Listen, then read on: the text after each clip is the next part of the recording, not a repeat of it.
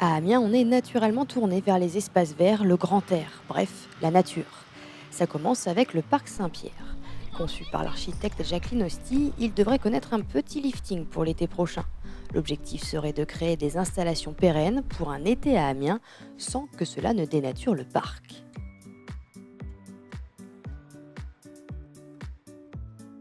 On continue notre balade grandeur nature du côté des Ortillonnages, lieu incontournable de la capitale picarde. 65 km de canaux au cœur de la cité amiénoise visitable en barque. Un site unique au monde. Mais les Ortillonnages, c'est surtout une histoire de terres agricoles. Alors il y a 2 ans, une idée est née, l'île aux fruits. Une ferme urbaine maraîchère avec pour objectif de consommer mieux et local.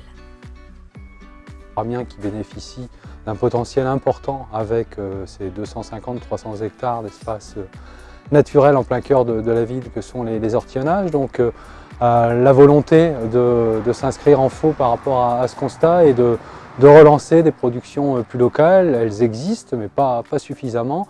Et surtout de gagner en qualité, donc de produire du bio, de produire en permaculturel. On est en plein cœur d'un quartier qui est en pleine requalification, le quartier Gare-la-Vallée, qui est un peu une porte d'entrée des ortillonnages, qui était l'espèce de base arrière un petit peu de la gare en activité industrielle. Et depuis quelques années, ce quartier est en pleine reconfiguration, requalification. On est là sur l'une des parcelles emblématiques, encore un peu polluées, mais qu'on est en train de se réapproprier. Qui sera certainement dédié à une vie collective, une vie culturelle plus intense dans les années qui viennent. Donc il y a vraiment le pari effectivement d'ouvrir encore plus la ville vers cet espace naturel que sont les ortillonnages. Chaque jeudi, d'autres producteurs locaux viennent participer au marché. On y trouve de tout, légumes, poissons, fromages et bien d'autres. 3500 familles ont déjà adhéré à ce projet et 4,5 personnes sont employées à temps plein. Un vrai succès pour ce projet soutenu par tous.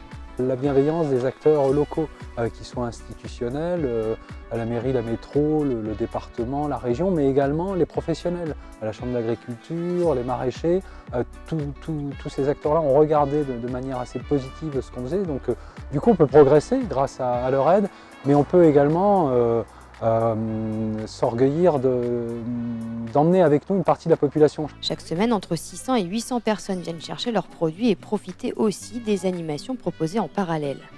L'île aux fruits a de nombreux projets, comme un supermarché local par exemple. L'ambition est de devenir la coopérative des ortillonnages. Et pour confirmer cette volonté de préserver la nature, la ville d'Amiens a été récompensée pour sa politique de préservation de la vallée de la Somme avec le label de ville en zone humide accrédité par Ramsar, comme 17 autres villes du monde entier. Le but de cette convention, préserver les zones humides avec la faune et la flore. Désormais, plus aucun doute, Amiens est une ville grandeur nature.